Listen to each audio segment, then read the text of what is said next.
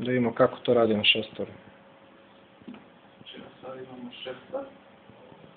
Sad ja ovdje mogu da uzmem i da iscrtam šta želim, a pred toga ćemo da uzmemo neku boju. Debljinu. I? Da smanjimo. Taj nam lenjer malo smeta. I da iscrtamo neki polukrug. A onda dalje, recimo, onda radimo neke mere.